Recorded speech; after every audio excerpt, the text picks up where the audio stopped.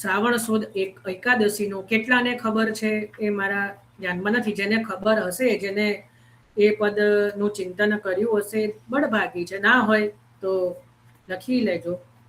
હરિરાયજીનું એક બહુ અદ્ભુત પદ છે, બધે પ્રાપ્ત નથી થતું.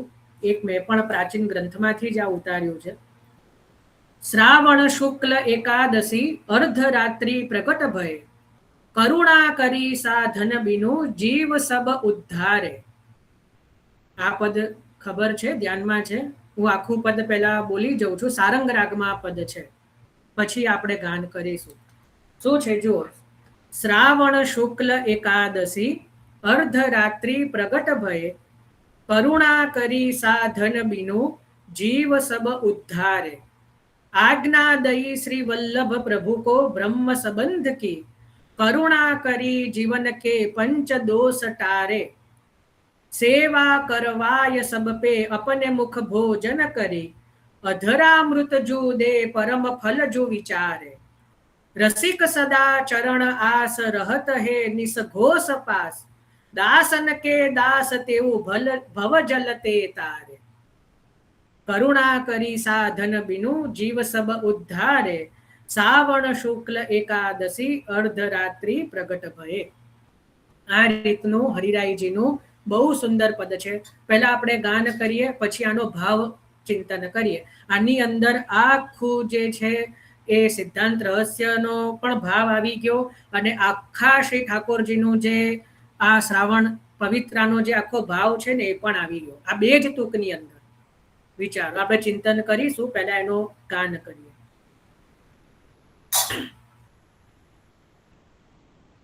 રાગ સારંગ.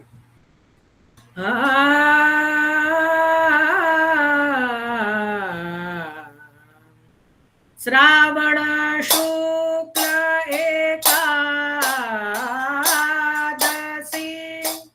અર્ધરાત્રિ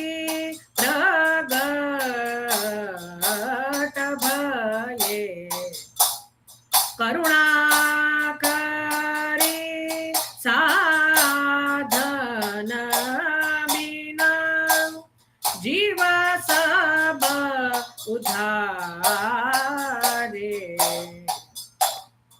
आज्ञा दई श्री वल्लभ प्रभु को ब्रह्म संबंध की, करुणा कर जीवन के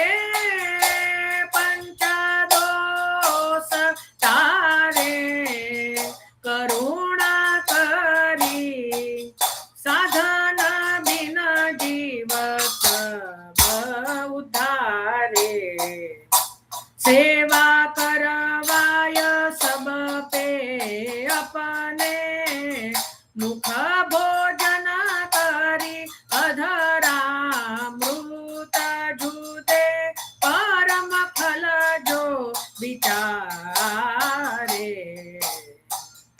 रसिक सदा चरण आस रहत है निस घोष पास, दासन के दास तेऊ भव जलते तारे.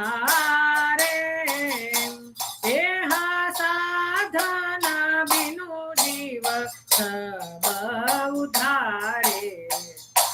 श्रावण शुक्ल एकादशी अर्धरात्र प्रगट भये, करुणा कर साधन बिन जीव उधारे.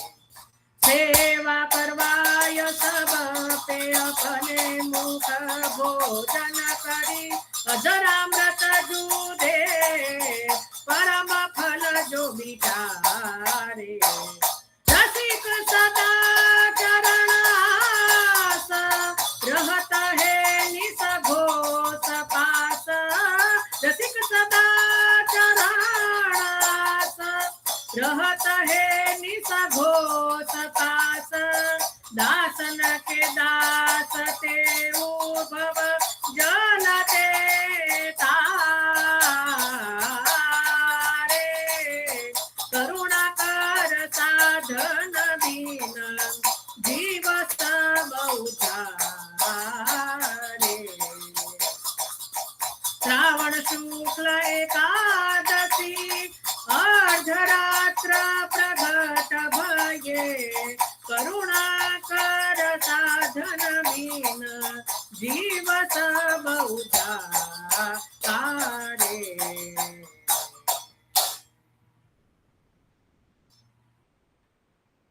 ચલો હવે આનો સૂક્ષ્મ ભાવ બી સમજીએ.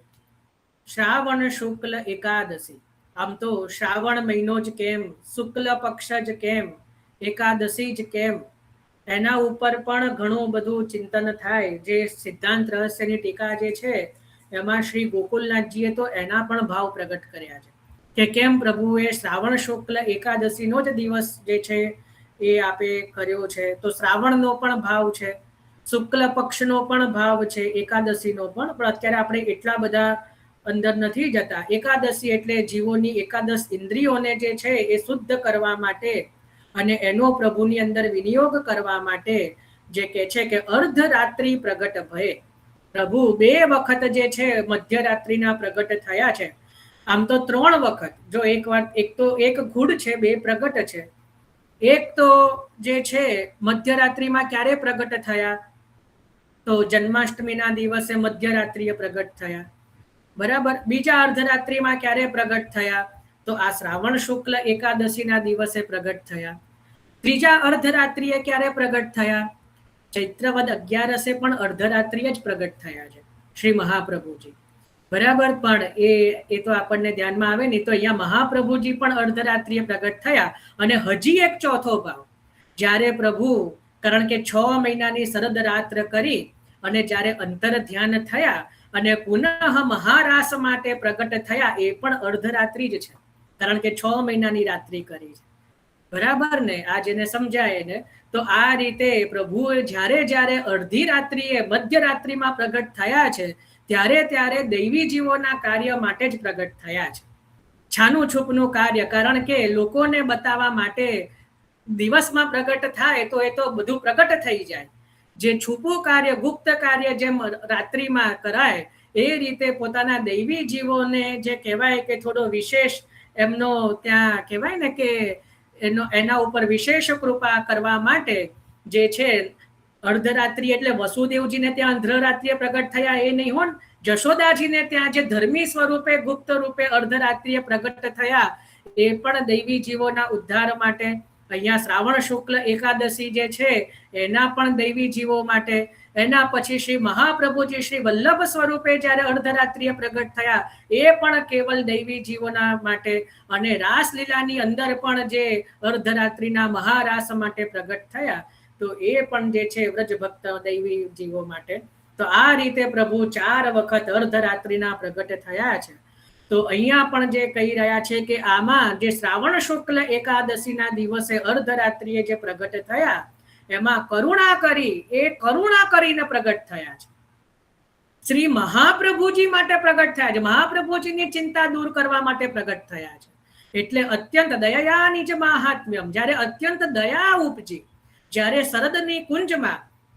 શરદની કુંજની અંદર જ્યારે પ્રભુને રાસની અંદર પોતાના વિખૂટેલા જીવોની યાદ આવી અને જ્યારે એમને થયું કે આ બિચારા જે સાધન વગરના જીવો છે પુનઃ મારા મહારાસની અંદર ક્યારે સંમિલિત થાય, કઈ રીતે સંમિલિત થાય, જ્યારે કરુણા કરી, અત્યંત જ્યારે આપણે કરુણા વિચારી અને સાધન બિન જ સબ જીવ ઉદ્ધાર. એટલે કોઈ પણ પ્રકારના સાધનો વગર, કોઈ પણ પ્રકારના જે છે કે કોઈ સાધનની આવશ્યકતા રહેતી નથી કે આટલા તીર્થો કરો, અહીંયા સ્નાન કરો, આટલું દાન કરો, આટલું પુણ્ય કરો. એવા કોઈ પણ પ્રકારની સાધનની અપેક્ષા વગર જ જીવોનો ઉદ્ધાર કરવા માટે આપ પ્રગટ થયા. અને એના માટે શું કર્યું? તો આજ્ઞાદયી શ્રી વલ્લભ પ્રભુ કો, પ્રભુએ પ્રભુને આજ્ઞા આપી. કારણ કે અહીંયા શ્રી વલ્લભ પણ પ્રભુ છે. હવે વિચારો, જે વચન છે તમે થોડુંક ક્યારેક વિચારો, મહાપ્રભુજીનું સ્વરૂપ શું? વાણીના અધિપતિ છે, વાકપતિ છે.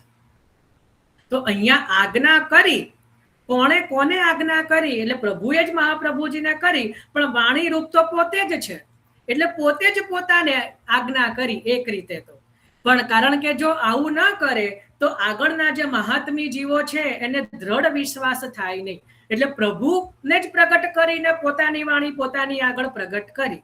બરાબર ને? આ થોડો જેને મહાપ્રભુજીના સ્વરૂપનો જેને ખ્યાલ છે એ સમજી શકે, જેને નથી એ ન સમજી શકે. કારણ કે મહાપ્રભુજી પોતે જ વાક્પતય એનો, પોતે જ વાણીના અધિપતિ છે. ભગવદ વાણી રૂપ તો પોતે જ છે.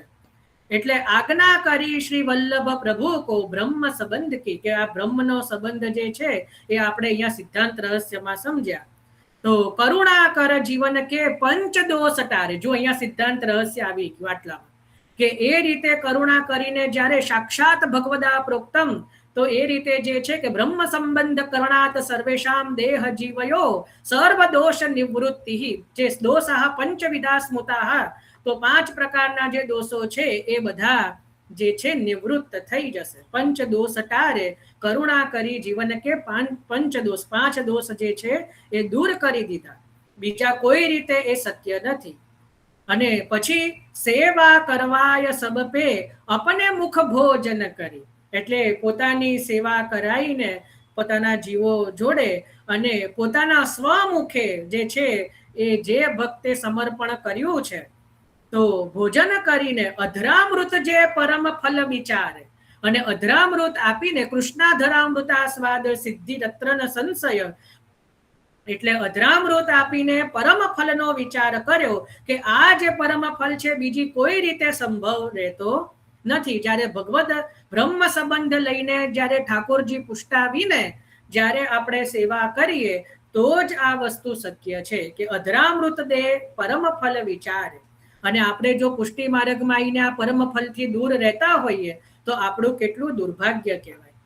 તો અધરામૃત જો દે પરમ ફલ જો વિચારે, રસિક સદા ચરણ આસ. એટલે હરિરાયજી કહે છે કે સદા જે આપના ચરણના આશામાં, એટલે જે પ્રભુના ચરણારવિંદની આશામાં રહત હે નિસ ઘોષ પાસ.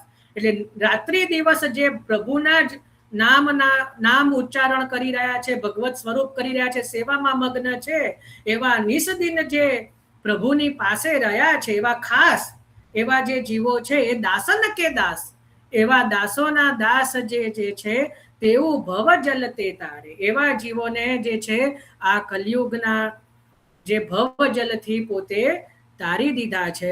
તો કરુણા કરી સાધન બિનું જીવ સબ ઉદ્ધારે. એટલે આ રીતે આખું આપણા પુષ્ટિ માર્ગમાં આયા પછી સેવકથી લઈને જે છે ભગવદીય સુધીની અવસ્થાનું આ એક જ પદની અંદર વર્ણન આવી ગયું કે જ્યારે બ્રહ્મ સંબંધની આજ્ઞા આપી એના પછી કર્તવ્ય શું? તો સેવા કરવાય, સેવા કરવી જોઈએ, પ્રભુને ભોગ જે ધરીને લેવું જોઈએ. અને એ રીતે અધરામૃત દ્વારા જે છે એ પરમ ફલનો પ્રભુએ વિચાર કર્યો છે. અધરામૃતથી જ પ્રભુના નામ સ્ફુરી થાય, પ્રભુનું સ્વરૂપ સમજાય, પ્રભુની લીલામાં આપણી ગતિ થાય. તો એ રીતે પરમ ફલનો વિચાર કરીને આ જે સંસાર રૂપી જે ભવસાગર જે છે એમાંથી સહજમાં જે છે ઉદ્ધાર કરી દીધું. તો આ રીતે આપણે અહીંયા આજે હરિરાયજીનું બહુ સુંદર પદ આજના દિવસને અનુરૂપ એનું આપણે અહીંયા ચિંતન કર્યું છે. હવે આપણે જે છે મૂળ પુરુષમાંથી તુક 11 અને 12 લેવાની છે. મૂળ પુરુષની અંદર જે આજે પવિત્રા એકાદશીના સ્વરૂપનું લીલાનું વર્ણન છે, આપણે હવે એનું ચિંતન કરીએ. તુક 11 અને 12 મૂળ પુરુષ.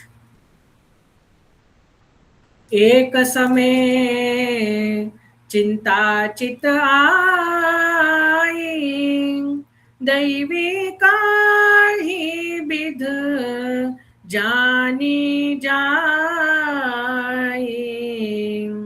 આસુરી સુ સબ મિલત સદાઈ, ભિન્ન હોયા સો કોન ઉપાય, ભિન્ન કો જબ ચિત ધાર્યો તબ પ્રભુ પધારે તી સમે, મધુર રૂપ અનંગ મોહિત કહત સુધ कीने हमें, करो अब ते ब्रह्म को संबंध दैवी सृष्टि को, 5 सच दोष न रहे ताके निवेदन करो वृष्टि को वचन सुनी हरखे श्री वल्लभ यह आज्ञा ते परम अति सुलभ कंठ पवित्रा लेपहराए मिश्री भोग धरी मन भाए भयो भयो चित्त को तब पुष्टि पथ को अनुसरे शरण जे आवत निरंतर काल भयते ना डरे प्रगट सब लीला दिखावत नंद नंदन जे करे अवनि पर पद पद्म राखी परिक्रमा मिश उर धरी एक समय चिंता चित आई दैवी काही विध जाने जाय।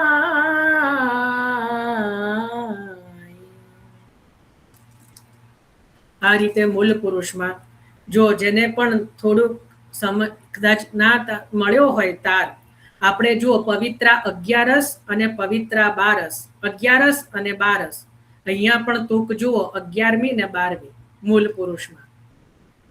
પુરુષમાં પણ તૂક 11મી અને 12મી આપણે પણ એની અંદર કયું વર્ણન છે પવિત્રા 11 અને 12 અને એક બહુ મજાની વાત કહી દઉં આ જે મૂળ પુરુષ જે છે એની અંદર પણ આખો દસમ સ્કંધ આવી જાય છે બતાવું કઈ રીતે જેમ દસમ સ્કંદમાં જેને ચતુર્ભીષ છે જેને મોઢે હોય ને આ તો એના માટે છે ચતુર્ભીષ છે આપણે દસમ સ્કંદની અંદર સૌથી પહેલા શું આવે જન્મ પ્રકરણ આવે કે નહીં જન્મ પ્રકરણના અધ્યાય કેટલા 4 બરાબર ને જન્મ પ્રકરણના કેટલા અધ્યાય 4 કદાચ યાદ ના હોય તો મારી વાતને માની લો બરાબર કદાચ યાદ ના હોય તો બરાબર તો જન્મ પ્રકરણના અધ્યાય 4 મૂળ પુરુષમાં પણ શ્રી મહાપ્રભુજીના પ્રાગટ્યનું વર્ણન 4 તુકમાં છે ચોથી તુકમાં તમે જુઓ પહેલી તુકથી લઈને મૂળ પુરુષ નારાયણ યજ્ઞ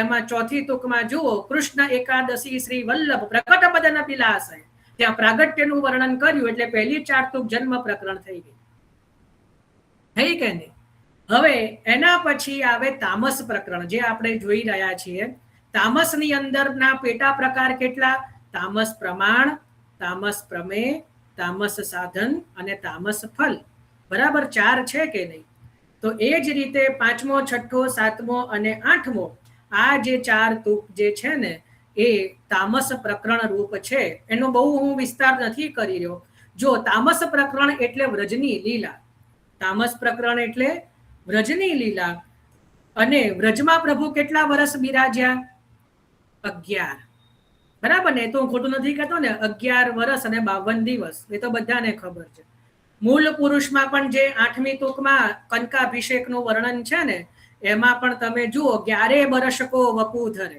સ્પષ્ટ વર્ણન આવે છે આ 11મા વર્ષની લીલા છે બરાબર એટલે એ રીતે તામસ પ્રકરણ આવી ગયું એના પછી દસમ સ્કંદમાં શું આવે રાજસ પ્રકરણના પણ પેટા પ્રકાર કેટલા તો કે છે પ્રમાણ પ્રમેય સાધન અને ફલ બરાબર એ રાજસ પ્રકરણ તો રાજસ પ્રકરણના અહીંયા 9 10 11 અને 12 એ છે રાજસ પ્રકરણ આપણા અહીંયા મૂળ પુરુષમાં કઈ રીતે તો ત્યાં જે રીતે ત્યાં પણ પ્રભુએ મથુરાના અને જે કહેવાય કે અનેક પ્રકારના ભક્તોનો ત્યાં ઉદ્ધાર કર્યો છે એ લીલામાં બરાબર ત્યાં પણ જે કુબ્જા વગેરે આદિ જે છે કે નિસાધન જેને કોઈ સાધન કર્યા નથી એમને નિસાધન જીવોનો જ એ લીલામાં જે છે ઘણા બધા એવા ભક્તો છે કે જેમનો પુષ્ટિ રીતિથી ત્યાં ઉદ્ધાર કર્યો છે અહીંયા પણ એ જ રીતે એ પવિત્રાની લીલાનું જે આ વર્ણન કર્યું છે એટલે રાજસ પ્રકરણ આવી ગયું એના પછી શું આવે દસમ સ્કંદમાં સાત્વિક પ્રકરણ હવે સાત્વિક પ્રકરણના પેટા પ્રકાર કેટલા એમાં પ્રમાણ નથી એમાં શું છે પ્રમેય સાધન અને ફલ યાદ કરો સાત્વિક પ્રકરણમાં પ્રમાણ નથી, બરાબર ને? એના 3 પેટા પ્રકાર છે, બધાનું ઉપર જતું હશે, એક બે ને છોડીને, મને ખબર છે, પણ આપણે એના જ માટે પ્રભુ કેવરાઈ રહ્યા છે કે જેને ખરેખર આ બધી સમજ પડે છે, બરાબર? તો જેમ સાત્વિક પ્રકરણના 3 પેટા પ્રકાર, એ રીતે અહીંયા 13, 14 અને 15 એ તુક જે છે ને, કારણ કે 8, 9, 10, 11 8, 9, 10, 11 સોરી 12, 13 અને 14 આ જે પ્રકાર જે છે ને એમાં સાત્વિક પ્રકરણ આવ્યું, બરાબર? આ જે 4 છે 12, 13 અને 14 એની અંદર સાત્વિક પ્રકરણ આવ્યું. ત્યાં દસમ સ્કંધમાં સાત્વિક પ્રકરણમાં પ્રભુના વિવાહનું વર્ણન છે, 8 પટરાણીઓ સાથે અને જે 16,000 જે કુમારિકાઓ સાથે પ્રભુએ વિવાહ કર્યા ને એનું વર્ણન છે. અહીંયા પણ તમે જોઈ લો, આ જ પ્રકરણમાં જે મેં કીધું 13માં વિવાહનું આજ્ઞા વિઠ્ઠલનાથજી કરે છે અને કાશી મેં વિવાહજુ હોય ગો, અને કાશીમાં પધારીને મહાપ્રભુજી વિવાહ કરી રહ્યા છે એનું જ વર્ણન છે, બરાબર? એટલે અહીંયા સાત્વિક પ્રકરણ સિદ્ધ થઈ ગયું. એના પછી દસમ સ્કંધમાં શું આવે છે? ગુણ પ્રકરણ. ગુણ પ્રકરણ આવે છે કે નહીં? એના કેટલા અધ્યાય? તો કે 6 અધ્યાય. એ 6 અધ્યાયમાં શું છે? ઐશ્વર્ય, વીર્ય, યશ, શ્રી, જ્ઞાન અને વૈરાગ્ય. તો એ જ રીતે અહીંયા 14મી તુક, 14મી થી લઈને 21મી તુક સુધી પ્રભુના 6 ગુણ પ્રકરણ કઈ રીતે, હવે એ પણ હું બતાવું. 14મી તુકમાં જે છે એ આપણે 14મી જાય ને 12, 13 અને 14 સોરી 15 થી લઈને સોરી 15, 16, 17, 18, 19, 20 બરાબર? એ રીતે જે છે તો એમાં સૌથી પહેલા શ્રીનાથજીના પ્રાગટ્યનું વર્ણન છે. સૌથી પહેલા તો મહાપ્રભુજીનું ઐશ્વર્ય એ કે ઈશ્વરને પણ એ પ્રગટ કરી શકે છે. ઈશ્વરને પ્રગટ કરવાનું પણ ઐશ્વર્ય જેનામાં છે એ શ્રી મહાપ્રભુજીનું એ ઐશ્વર્ય છે. ખ્યાલ આવ્યો? એના પછી વર્ણન આવ્યું ગોપીનાથજીના પ્રાગટ્યનું વર્ણન, એ વૈર્ય ધર્મ ત્યાં પ્રગટ કર્યો.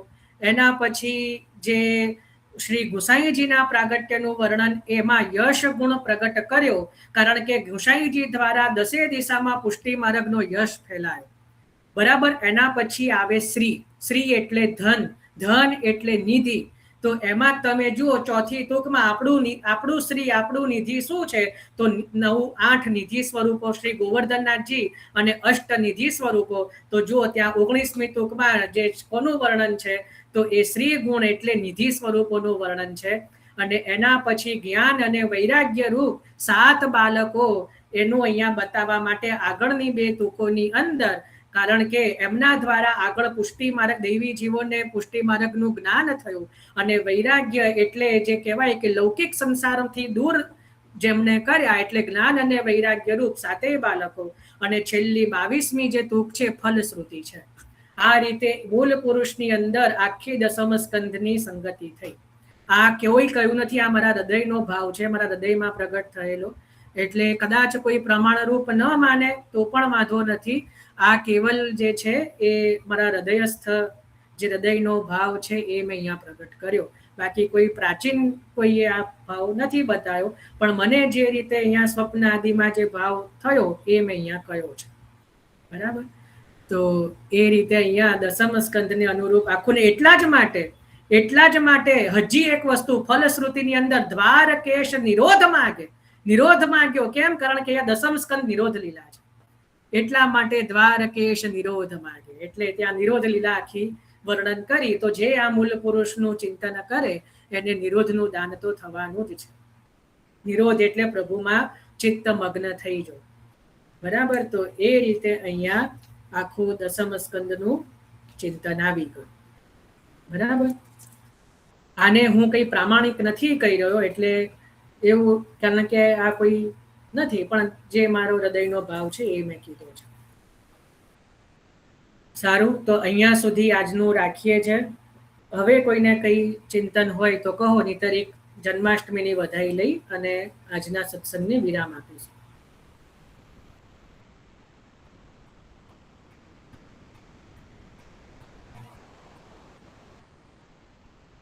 આ બધું લેવાનું વિચાર્યું નહોતું, પ્રભુએ ચિંતન કરાયું છે.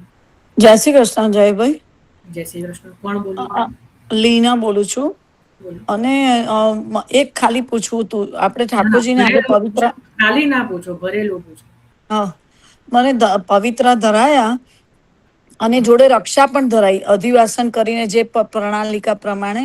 રક્ષા પછી ધરા આજે ના ધરાવવાની. તો આજે નહીં, આજે નહીં, એટલે પવિત્ર બારસે ધરાવાના ને. આજે ઠાકોરજીને પવિત્ર ધરાયા હમ. અને પછી કાલે આપણે એ શ્રી વલ્લભને ધરાવાના ને, એના એ જ ધરાવાના કે બીજા નવા લેવાના? ના, અસમર્પિત વસ્તુને જે ના પાડતું હોય કે સર્વ કાર્ય સર્વ વસ્તુ સમર્પિત કરો, એને પોતાને અસમર્પિત કેમનું ચાલે? એટલે પ્રભુના ધરાયેલા જ પવિત્ર મહાપ્રભુજીને આવે, અને ગુરુદેવને પણ પ્રભુને ધરેલા જ પવિત્ર આવવા જોઈએ. અચ્છા, બસ એ જ પૂછવું હતું, પ્રભુને ધરેલા જ, નવા નહીં લેવાના? ના ના, નવા થોડા હોય. અચ્છા, ઓકે, જય શ્રી કૃષ્ણ. ભાવનાબેન. જયભાઈ, જય શ્રી કૃષ્ણ. જય શ્રી કૃષ્ણ.